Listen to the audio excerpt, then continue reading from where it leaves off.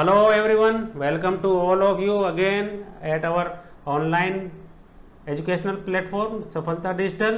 सो dear students, हम लोग पढ़ रहे हैं chemical reaction and today I will teach you lecture number 5। So dear students, हम पढ़ रहे हैं रिएक्शंस के बारे में, केमिकल रिएक्शंस के बारे में।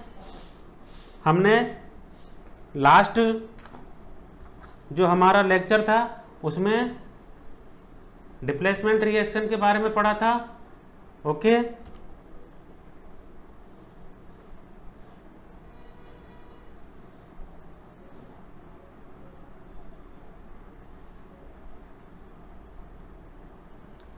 लास्ट हमारा जो लेक्चर था उसमें डिस्प्लेसमेंट रिएक्शन के बारे में पढ़ चुके थे हम।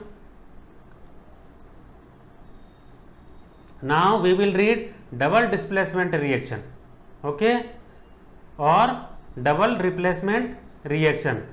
तो देखिए, मैं आपको recall I want you to recall, okay, about the displacement reaction. मैं आपको डिस्प्लेसमेंट रिएक्शन के बारे में रिकॉल करवाना चाहूँगा कि डिस्प्लेसमेंट रिएक्शन जो हमने पिछली लेक्चर में पढ़ा था वो क्या था। देखिए, आप एग्जाम्पल से समझिए। A प्लस बी सी, तो देखिए ये A यहाँ पर आया और इसके कारण B बाहर निकल गया, A C के साथ जुड़ गया और B यहाँ पर अकेला आ गया। तो एक के कारण एक बाहर निकल रहा है और वो अकेला सिंगल रह जाता है यहाँ पर जो बाहर निकलने वाला है।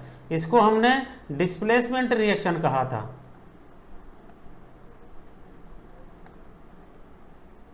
ठीक है, क्या कहा था हमने? इसको डिस्प्लेसमेंट रिएक्शन कहा था। लेकिन अब हम पढ़ रहे हैं double displacement reaction. Now we are reading double displacement reaction. तो डबल डिस्प्लेसमेंट रिएक्शन में क्या होगा? देखिए आप, ये A B plus C D, इसमें क्या होगा? ये दोनों क्रियाकारकों के एक एक परमाणु या परमाणुओं के समूह अपनी स्थिति को इंटरचेंज करते हैं। ठीक है, ये ए कहाँ चला जाएगा? यहाँ आ जाएगा। ये सी यहाँ आ जाएगा। तो क्या बन जाएगा? C B plus A D. बात समझ में आ रही है आपको? यही डबल डिप्लेसमेंट रिएक्शन है। इसमें यहाँ पर देखिए, यहाँ सिंगल प्रोडक्ट बन रहा था यहाँ पर अकेला, लेकिन यहाँ पर दो आ रहे हैं। ठीक है, ये तो इसमें भी बना और ये इसमें भी बन रहा है, यहाँ पर एक एक। तो लेकिन सेकंड जो प्रोडक्ट एक और है बन रहा है, ये यहाँ पर सिंगल है और इसमें यहाँ पर डबल है। This is A main difference between both of these reactions. ठीक है,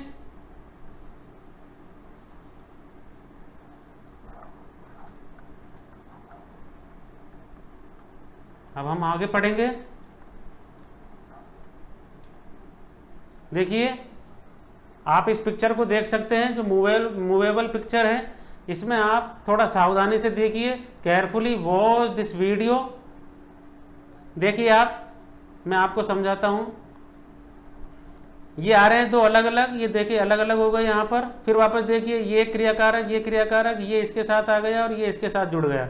दोनों के एक एक परमाणु या परमाणुओं का समूह अलग अलग के साथ जुड़ जाते हैं। देखिए केयरफुली, ये यहाँ से अब देखिए, ये इसके साथ जुड़ गया है और ये इसके साथ जुड़ गया है। आप 2-3 बार इस वीडियो को देखेंगे तो आप समझ जाओगे और डिप्लेसमेंट रिएक्शन की, डबल डिप्लेसमेंट रिएक्शन का आप आसानी से डेफिनेशन दे सकते हो। यहाँ एक और फिगर है। इस फिगर में देखेंगे, ये मेथेन है, ये बीच का कार्बन है और ये जो पिंक कलर में है ये हाइड्रोजन है। मेथेन का सूत्र होता है CH4। तो ये बीच का कार्बन है और ये हाइड्रोजन है। अब देखिए आप, ये ऊपर ऑक्सीजन है, 2 ऑक्सीजन एटम, एक ऑक्सीजन ये, एक ऑक्सीजन ये, तो मिलकर बनाया O2। इसी तरीके से यहाँ पर भी ऑक्सीजन है। तो अब ये क्रिया कैसे करेंगे? देखिए, इसमें से ये दो हाइड्रोजन इसके साथ जुड़ जाती है और ये 2 हाइड्रोजन इस ऑक्सीजन के साथ चला जाता है। तो क्या बन गया? ये 2 हाइड्रोजन, ये 2 हाइड्रोजन और ये एक ऑक्सीजन, ये जुड़ गए तो बन गया H2O, ये चीज़। इसी तरीके से यहाँ पर भी ये दो हाइड्रोजन थी, ये H और ये एक और H, ये कहाँ पर आकर जुड़ी, इस ऑक्सीजन से आकर जुड़ रही है, ये देखो यहाँ पर ऑक्सीजन, तो ये भी क्या बन गया H2O बन गया, ये रहा नीचे H2O। अब देखो क्या क्या बच रहा है, ये सारे हाइड्रोजन तो बाहर निकल चुके हैं, अब यहाँ बच रहा है केवल C, और एक एक ऑक्सीजन बच रहा है, एक ऑक्सीजन ये बच रहा है और एक ऑक्सीजन ये बच रहा है, तो C और 2 O, CO2, ये बन गया आपका CO2, CO2। इस तरीके से यह डबल डिस्प्लेसमेंट रिएक्शन है। एक और एग्जांपल आप देख सकते हैं इसी में, ये MgO, ये CaO, ये देखिए आप, ये यहाँ पर चला गया और O यहाँ पर आ जाता है, तो इसी को डबल डिस्प्लेसमेंट रिएक्शन कहते हैं। Okay, you can see here. एक और जनरल रिएक्शन है AB + CD, जो पहले बता चुका हूँ आपको, A C की जगह चला गया, C A की जगह चला गया, और ये इस तरीके से इंटरचेंज होकर ये प्रोडक्ट बना लिया इसने। तो अब मैं समझता हूँ डबल डिस्प्लेसमेंट के रिएक्शन में आप अच्छी तरीके से समझ गए होंगे। डेफिनेशन डबल डिस्प्लेसमेंट की, the reaction in which atom और group of atoms of both the reactants are mutually replaced by each other and new compounds are formed is called as double displacement reaction। ऐसी अभिक्रिया जिसमें क्रियाकारक के जो reactants हैं, जो reactant है उनके परमाणु या परमाणुओं के समूह आपस में रिप्लेस हो जाते हैं, इसी को डबल डिस्प्लेसमेंट रिएक्शन कहते हैं। एग्जाम्पल देखेंगे, CuSO4 और NaOH, तो ये Cu यहाँ Na के पास आ गया और Na निकलकर Cu की जगह पर आ गया, ये देखिए यहाँ पर, तो ये प्रोडक्ट बना। नेक्स्ट एग्जाम्पल AgNO3 KCl, ये Ag K की जगह पर चला गया और C Ag की तरफ आ गया। सिल्वर पोटेशियम के पास की जगह पर चला गया और पोटेशियम ने Ag को बाहर निकाल दिया, और इस तरीके से ये AgCl बना और KNO3 बना। नेक्स्ट देखिए Na2SO4 BaCl2, सेम है, ये Ba Na की जगह पर चला जाएगा और ये सोडियम बेरियम की जगह पर चला जाएगा, और ये प्रोडक्ट आपके फॉर्म हो रहे हैं, बन रहे हैं। Not any reaction that produce a precipitate can be called as precipitate reaction. ऐसी रासायनिक अभिक्रिया जो प्रिसिपिटेट बनाती है, प्रिसिपिटेट का मतलब है जैसे इस परख नली में, this is a test tube and इस परख नली में कोई भी रिएक्शन हो रही है, कोई भी केमिकल को डाला, ठीक है, तो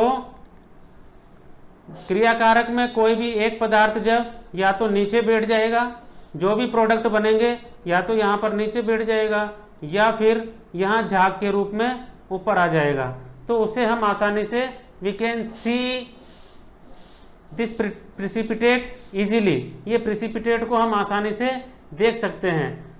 क्योंकि इसमें प्रिसिपिटेट बनता है इसीलिए इसको प्रिसिपिटेशन रिएक्शन कहते हैं। Okay, oxidation, now we will read oxidation and reduction reaction. ऑक्सीकरण हिंदी में बात करें तो इसको क्या कहेंगे, ऑक्सीकरण, और रिडक्शन को अपचयन अभिक्रिया। ऑक्सीकरण और अपचयन अभिक्रिया के बारे में पढ़ेंगे। On the basis of addition and removal of oxygen, on the basis of addition and removal of oxygen, oxygen के जुड़ने या बाहर निकलने के आधार पर ऑक्सीकरण और अपचयन को पढ़ेंगे। सबसे पहले कौन से बेसिस पर, on the basis of addition and removal of oxygen. Addition का मतलब होता है जुड़ना और रिमूवल का मतलब होता है बाहर निकलना। हिंदी मीडियम के स्टूडेंट साथ के साथ लिख ले हुए, किसके, ऑक्सीजन के, ऑक्सीजन के जुड़ने और बाहर निकलने के आधार पर अभिक्रियाओं के प्रकार। ऑक्सीडेशन को पढ़ेंगे पहले। What is the oxygen, what is the definition of oxygen basis on the removal और addition of oxygen. Okay, so if a substance gains oxygen, if a substance, any substance gains oxygen in reaction, that reaction is called oxidation reaction. Okay, कोई भी अभिक्रिया जिसमें substance oxygen से जुड़ता है या oxygen substance से जुड़ता है, जो ऑक्सीजन को ग्रहण करता है सब्सटेंस, तो that reaction is called oxidation reaction. Example के थ्रू समझेंगे हम। देखिए ये एक सब्सटेंस है सी और ये है ऑक्सीजन, और ये ऑक्सीजन इसके पास चली गई, क्या बन गया ये CO2 बन गया। ये यहाँ CO2 लिखेंगे सब बच्चे, CO2 कार्बन डाइऑक्साइड, तो ऑक्सीडेशन रिएक्शन है। इसके अलावा भी ये एक अभिक्रिया है, यदि कोई गैस कर सकता है तो ये कौन सी अभिक्रिया हो गई, ये कॉम्बिनेशन रिएक्शन भी है। देखो ये कॉम्बिनेशन रिएक्शन रिकॉल करिए आप, क्या थी कॉम्बिनेशन रिएक्शन। कॉम्बिनेशन रिएक्शन ये थी कि व्हेन 2 और more reactants formed a one product. Okay, जब 2 या 2 से अधिक सब्सटेंस वन प्रोडक्ट बनाएं, तो देखिए ये 2 हैं रिएक्टेंट और क्या बना रहे हैं, ये एक प्रोडक्ट बन रहा है, तो that is called combination reaction also. But when we talk on the basis of oxygen addition and removal of oxygen and talk about oxidation reaction, then if substance gains oxygen, then this reaction is called oxidation reaction. Next example Mg plus O2। देखिए आप सारी अभिक्रिया ये oxygen जुड़ेगी तो ये combination reaction हो रही है। ऑक्सीडेशन तो है ही सही, ऑक्सीकरण तो हो ही रही है, लेकिन यहां पर देखो एक ही प्रोडक्ट फॉर्म हो रहा है, बन रहा है, इसलिए इसको we can say these reactions also combination reaction. ठीक है, Mg प्लस O2, ये Mg इसके पास चला गया, ये MgO बन गया। Next CH3 CH4 plus O2, तो CO2 बन गया और H2O बन गया। तो ऑक्सीजन जुड़ रहा है, देखिए ये C के पास कौन, ये C, इस C के पास ऑक्सीजन आया ना, तो ये ऑक्सीजन कहाँ गया, इस C के पास गया और ये हाइड्रोजन निकल गया बाहर। ठीक है, तो ये ऑक्सीडेशन की डेफिनेशन पढ़ी हमने और उसके एग्जाम्पल पढ़े। Now we will read reduction. If any substance removes और loses oxygen, then this reaction is called reduction reaction. जब कोई पदार्थ में से, जब किसी सब्सटेंस में से ऑक्सीजन बाहर निकाले, रिमूव करे, लूज करे, तो उस अभिक्रिया को रिडक्शन रिएक्शन कहते हैं। ओके, देखिए आप, इफ अ सब्सटेंस रिमूव्स और loses oxygen in any reaction, then this reaction is called reduction reaction. Now we will see examples. KClO3, here is a example KClO3, यहाँ पर एक एग्जाम्पल है KClO3। तो देखिए ये ऑक्सीजन बाहर निकल रही है, इसमें से एक ही पदार्थ है ये KClO3, देखो यहाँ पर, और ये ऑक्सीजन बाहर निकल रही है यहाँ पर, ये KCl अलग हो गया, ऑक्सीजन अलग हो गया, तो this reaction is called reduction reaction. Okay, MgO, तो you can see here that oxygen is releasing, oxygen बाहर निकल रही है और यहां पर Mg सिंगल रह गया है, तो then this reaction is called reduction reaction. In this reaction KClO3 is reduced to KCl। KClO3 reduced हो रहा है किसमें, KCl में। ओके, एंड MgO रिड्यूस्ड हो रहा है Mg में। Okay, now we will read oxidation and reduction reaction on the basis of addition and removal of hydrogen.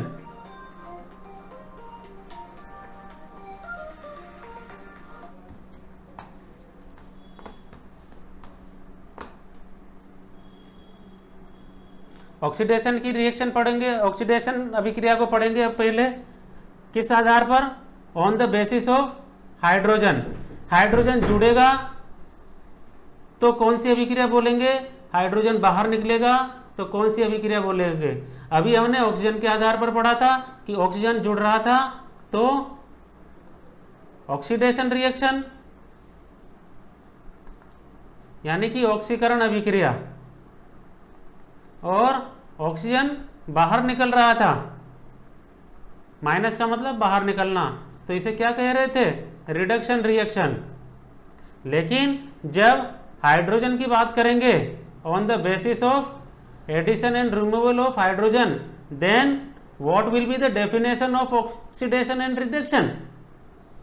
तब ऑक्सीडेशन और रिडक्शन की रिएक्शन जो डेफिनेशन है वह क्या होगी, ठीक है। तो पढ़ते हैं हम oxidation. If a substance removes और loses hydrogen from any reaction, then this reaction is called oxidation reaction. Hydrogen बाहर निकले, जुड़े नहीं, हाइड्रोजन बाहर निकलेगा तो ऑक्सीडेशन रिएक्शन कहेंगे, ठीक है। लेकिन ऑक्सीजन जुड़ेगा तो ऑक्सीडेशन, ऑक्सीजन के संदर्भ में बात करेंगे। देखो कंफ्यूज नहीं होना है यहाँ पर, है ना, you need not to confuse here because many students become confuse in the definition while they want to give definition of the oxidation and reduction reaction based on the hydrogen and oxygen, तो वो complete stuck हो जाते हैं, वो confuse हो जाते हैं कि what is the actual definition of the oxidation and reduction in terms of hydrogen and oxygen. तो मैं आपको बहुत शॉर्ट में समझाऊंगा, पहले आप इस तरीके से समझ लीजिए। यदि किसी सब्सटेंस से हाइड्रोजन निकलता है तो उसे ऑक्सीडेशन रिएक्शन कहते हैं। ये देखिए, ये एक कोई सब्सटेंस है H2S, तो यहाँ देखो ये S बच रहा है इसमें केवल। इसका मतलब क्या है कि इस सब्सटेंस में से, इस सब्सटेंस में से ये हाइड्रोजन बाहर निकल गया है और ये इसके साथ जुड़ गया है। तो यहाँ पर H2S का क्या हो रहा है, यहाँ पर ऑक्सीकरण हो रहा है यहाँ पर। तो यह है ऑक्सीकरण अभिक्रिया है, ऑक्सीडेशन हो रहा है, तो that's why it is a oxidation reaction. Next example CH3CH2OH। यहाँ देखिए ये है हाइड्रोजन और एक हाइड्रोजन इसमें से यहाँ होता है इस तरीके से, ठीक है। तो ये दो हाइड्रोजन निकलकर ये यहाँ पर निकल गई। अब यहाँ क्या बच गया, CH3CH और O, CH3CHO। So this reaction is also example of oxidation reaction. अब रिडक्शन अभिक्रिया पढ़ेंगे। Now we will read reduction reaction. अब इसका उल्टा हो जाएगा, ऑक्सीडेशन का उल्टा हो जाएगा, है ना, just opposite of the oxidation reaction. When a substance gains hydrogen, any substance gains hydrogen, then this reaction is called reduction reaction. Okay, if a substance added hydrogen in any reaction, this reaction is called reduction reaction. एक और definition है इसकी, the reaction in which addition of hydrogen is take place is called reduction reaction। मतलब वही है, किसी भी तरीके से शब्दों में भी हम शब्दों में इसको डिस्क्राइब कर सकते हैं, लेकिन जो मतलब है, जो भाव है, मीनिंग जो है वह हमारे शब्दों से बाहर आना चाहिए।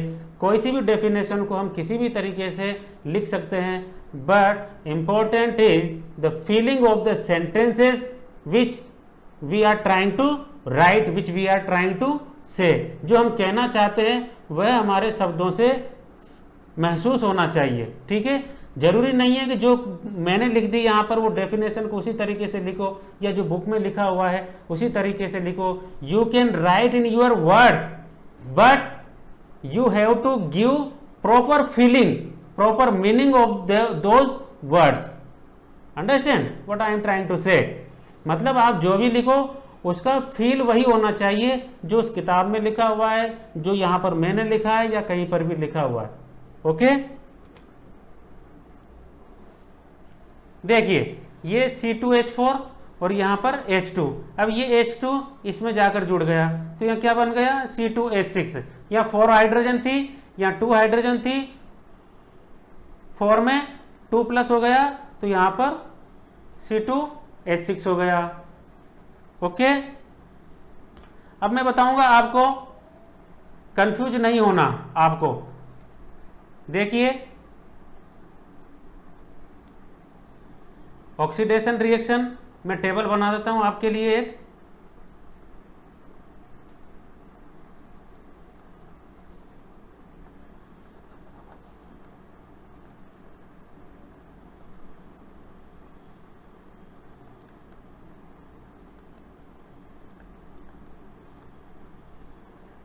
Oxidation and reduction.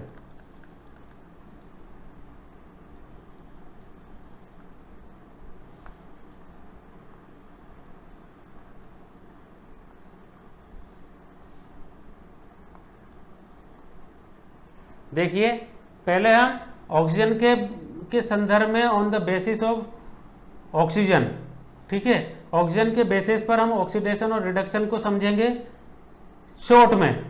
तो प्लस ओ, इसका मतलब ऑक्सीडेशन रिएक्शन किसे कहेंगे, प्लस का मतलब जुड़ना, ऑक्सीजन जुड़े तो ऑक्सीडेशन, और यहां लिखेंगे माइनस ओ, माइनस का मतलब बाहर निकलना, यदि ऑक्सीजन बाहर निकले तो रिडक्शन होगा। अब हाइड्रोजन की बात करेंगे, अब यदि ऑक्सीजन जुड़ रहा है तो हाइड्रोजन क्या होगा, यदि यहां पर प्लस लिखा है तो यहां माइनस लिखकर हाइड्रोजन लिख दो, ठीक है। बिल्कुल शॉर्ट एंड बहुत ही इंप्रेसिव मेथड है याद करने का, आपको ज्यादा थ्योरेटिकल याद नहीं करना है, you need not to learn in theoretical, okay. केवल कुछ चीजें, अधिकतर चीजें ऐसी होती है जिन्हें हम ट्रिक के माध्यम से इजी गोइंग याद कर सकते हैं, बस फिर हमें हमारे वर्ड्स में लिखना ही है उनको, ठीक है। तो यहां पर प्लस ऑक्सीजन था तो यहां माइनस H कर दो, इसका मतलब क्या है, यदि हाइड्रोजन निकल रहा है तो ऑक्सीडेशन रिएक्शन कहेंगे। अब यहां प्लस लिख दो, इसका मतलब क्या हुआ है, यदि हाइड्रोजन जुड़ रहा है तो रिडक्शन रिएक्शन कहेंगे। Very simple trick, you can easily learn this trick, try to learn this trick, okay, then you will never forget the definitions of oxidation and reduction on the basis of removal and addition of hydrogen or oxygen, okay, you will never forget if you will learn this trick। यदि आप इस trick को याद करेंगे then you never lose definitions of oxidation and reduction, but you have to learn, it is a restriction, मतलब आपको याद करना पड़ेगा, करना ही है, तब आपको जाकर ये चीजें याद रहने वाली है। शॉर्ट वे में याद करोगे और अपने वर्ड्स में कैसे भी लिखो फिर आप उसको, ठीक है। Now we will read our next topic, corrosion, जिसे हिंदी में कहते हैं हम संसारण, ठीक है। संसारण का, कोरोजन का मतलब होता है जंग लग जाना, मतलब जंग लग जाना। अब सब में जैसे लोहे में हम जंग को जानते हैं, लोहे में जंग लग जाता है, लोहे में तो जंग बोल देते हैं लेकिन कई चीज़ों में भी लगता है लेकिन उसे जंग नहीं बोलते। जैसे टाइम के अनुसार चांदी काली पड़ जाती है, ब्लैक हो जाता है silver, and copper green colour में हो जाता है, तो that is also called corrosion, okay. ये देखिए आप, ये एक नेल है, आयरन की नेल, तो ये इधर से आ रहा है, ये ह्यूमिड है, नमी है, पानी है, तो उसके कारण ये देखिए यहाँ पर ऊपर परत चढ़ गई है इसकी नेल पर, ऊपर ये भूरी भूरी परत चढ़ जाती है जंग की, आसानी से आप इसको देख सकते हैं, ठीक है। और ऐसा ही आपने अपने घरों में जो लंबे समय तक लोहे की चीज़ें बाहर पड़ी हुई हो, पानी में ऊपर छत पे पड़ी हुई हो, अधिकतर पानी में पड़ी रह जाती है नीचे, तो उनमें धीरे धीरे जंग लग जाता है और इस तरीके से वो थोड़ा मोटा हो जाता है लेकिन अंदर से खोखला जैसा हो जाता है, वह लोहा बहुत कमजोर हो जाता है, that is called corrosion. Okay, संसारण, definition of corrosion. When a metal is attacked by substances around it, such as moisture, acids, etc., it is said to corrode, and this reaction is called corrosion. When a metal is attacked by substances around it, जब कोई धातु पर कोई attack करता है, कोई substance जो कि उसके एनवायरनमेंट के चारों तरफ है, जैसे लोहे के चारों तरफ है ऑक्सीजन है, नमी है, ठीक है, तो ये नमी धीरे धीरे लोहे को रिएक्ट करती है, उसके साथ रिएक्शन करती है, एसिड्स वगैरह हैं, ठीक है, तो ये सब चीज़ें उनके साथ रिएक्शन करते हैं और उसको संसारण करते हैं, कोरोजन कर देते हैं उस चीज़ का, और इसी रिएक्शन को कोरोजन कहते हैं। Corrosion causes damage to car bodies, car की बॉडीज में डैमेज कर देता है। क्यों? क्योंकि अकॉर्डिंग टू टाइम उसको हम कार को धोते भी हैं, बरसात में बाहर खड़ी रहती है, नीचे से पानी जाता रहता है उसमें, जब गाड़ी चलती है बरसात के दिनों में जब धोते हैं तो पानी भरा हुआ रहता है, उसमें नीचे पानी रहता है, तो धीरे धीरे कार की बॉडी जो मेटल की बनी हुई है वो गेट कोरोड हो जाती है, उसमें कोरोजन हो जाता है। ब्रिज, बड़े बड़े ब्रिज हैं उसमें कोरोजन जंग लग जाती है, that's why every year we coloured with paints. Iron की जो चीज़ें हैं, आयरन का जो फर्नीचर है, ब्रिजेज वगैरह हैं, उनको हर साल उनको पेंट किया जाता है, कोरोजन से बचाने के लिए ही पेंट किया जाता है, जंग लगने से बचाने के लिए ही पेंट किया जाता है। आयरन रेलिंग्स, शिप्स, आयरन की जो रेलिंगें होती है उनको भी पेंट किया जाता है। तो ये सब अकॉर्डिंग टू टाइम धीरे धीरे इनमें कोरोजन होने लगता है, क्योंकि पानी उनके ऊपर गिरता रहता है, नमी उसके चारों तरफ होती है। तो बात समझ में आ रही होगी कोरोजन का। Example, green coating of copper. Copper पर आपने देखा होगा यदि उन्हें ज़्यादा समय तक ऐसे ही पड़ी हुई है बाहर तो ग्रीन कलर की कोटिंग हो जाती है, ग्रीन कलर आ जाता है उस कॉपर के ऊपर। Black coating on silver, silver धीरे धीरे काली पड़ जाती है। Rusting of iron, rusting of iron मतलब आयरन के ऊपर भूरे भूरे रंग की परत चढ़ जाती है जिसे ब्राउन कलर होती है, ठीक है, और उसे हाथ में लेने पर बिल्कुल भूरभूरा सा लगता है, ठीक है, उसे हाथ में लेने पर अलग फील होता है, पाउडर जैसा फील होता है, ठीक है, तो दैट इज कॉल्ड कोरोजन। तो ये सब कोरोजन के हमने कुछ विशेषताएं पढ़ी है, डेफिनेशन पढ़ी है। Now we will read rancidity. Rancidity होती है, हिंदी में कहते हैं इसको विकृत गंधिता, ठीक है, क्या कहते हैं इसको? विकृत गंधिता, rancidity. When food material containing oil, when food material which containing oil and fat left exposed in air for a long time, ज़्यादा लंबे समय तक तेल से बना खाना मटेरियल जो भी है वो ज़्यादा लंबे समय तक हवा में खुला रहता है, then oil and fat get oxidized, तो जो उसका जो ऑयल या फैट है वह ऑक्सीडाइज्ड हो जाता है, ऑक्सीकृत हो जाता है। फूड बिकम रेंसिड, विकृत हो जाता है food, and their taste and smell change हो जाती है, उनका टेस्ट भी चेंज हो जाता है, स्मेल चेंज हो जाती है। This is called rancidity. According to time, ज़्यादा समय तक जब घर का बना हुआ खाना या बाहर का कोई पैक खाना खुले में रह जाता है, यदि वो तेल में पकाया गया है, घी में पकाया गया है, कोई डालडे में पकाया गया है, तो ज़्यादा समय तक यदि वो हवा में खुला रह जाता है तो समय के साथ उसका टेस्ट चेंज हो जाता है, स्मेल चेंज हो जाती है, इसी को रेंसिडिटी कहते हैं। समझ में आई बात? हिंदी मीडियम वाले इसको लिख सकते हैं, जब तेल या वसा युक्त भोज्य पदार्थ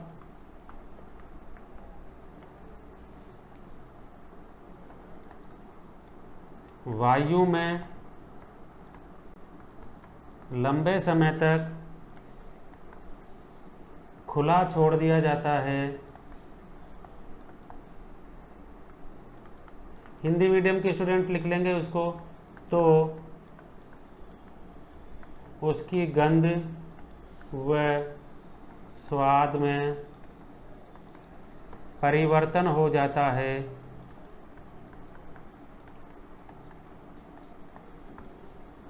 इसे ही विकृत गंधिता, हिंदी मीडियम के स्टूडेंट्स लिख लेंगे जल्दी, कहते हैं। बिल्कुल सिंपल है। When food material containing oil and fat left exposed in air for a long time, then oil and fat get oxidized, food become rancid and their taste and smell change. It is called rancidity.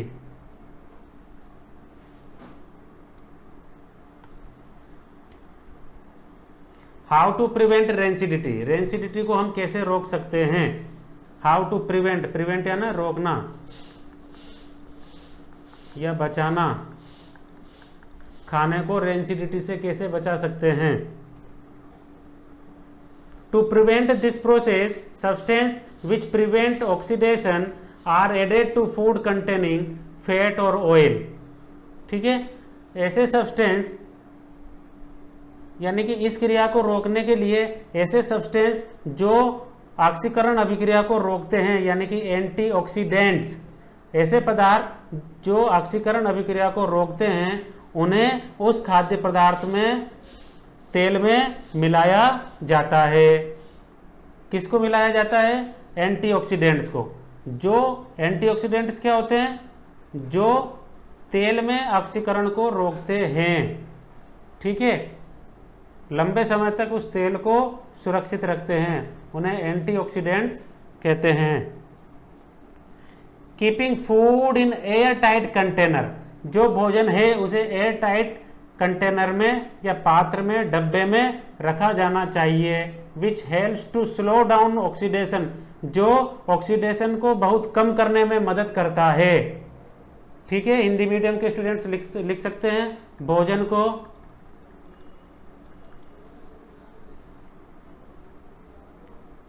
भोजन को air tight पात्र में रखना चाहिए जिससे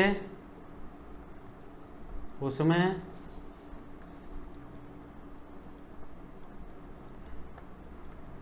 ऑक्सीकरण अभिक्रिया बहुत ही स्लो यानी कि मंद हो जाती है। Okay,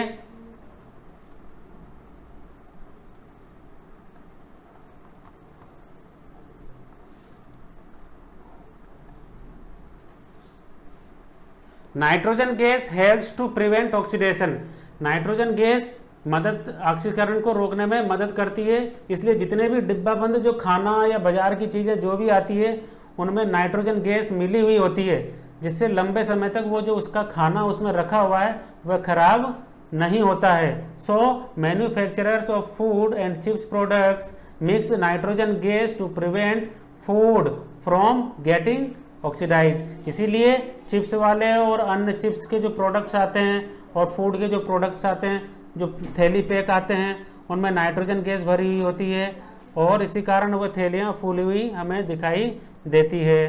so this was about rancidity. So dear students, now our first chapter has finished. अब हम रिकॉल एक्टिविटी करेंगे नेक्स्ट लेक्चर में। ओके, तो अब मैं आपसे एक और इम्पोर्टेंट चीज़ कहना चाहूँगा। हमारा फर्स्ट चैप्टर लगभग पूरा कंप्लीट हो चुका है। अब आपकी बारी है, आप कितना आउटपुट ले पाते हैं, आप कितना ले पाते हैं। कितना आप वीडियो को देखते हैं, कितना समझ पाते हैं। We are trying very best, we have prepared these slides, these animated videos for you. We are trying our best, and every important thing which we are trying to give you, because we are thinking that, हम सोच रहे हैं कि आप लोगों को ऐसे lockdown के समय में कम से कम समय में ज़्यादा से ज़्यादा चीज़ें मिले और आप उसे अच्छी तरीके से याद कर पाओ। तो डियर स्टूडेंट्स, मैं आपसे कहना चाहूँगा कि यदि आप वास्तव में एंजॉय ले रहे हैं, आपको मज़ा आ रहा है, तो आप अपने फ्रेंड्स को भी एनकरेज कीजिए, उन्हें बताइए सफलता डिजिटल प्लेटफॉर्म के बारे में और इनकी विशेषता के बारे में बताइए, ताकि आपके फ्रेंड्स भी ऑनलाइन एजुकेशन ले सकें, उन्हें भी किसी तरह का कोई भी अपनी पढ़ाई का नुकसान इस लॉकडाउन के समय में नहीं हो। So now we will meet in our next lecture. तब तक के लिए have a good day, thank you very much, and share it, subscribe it, thank you.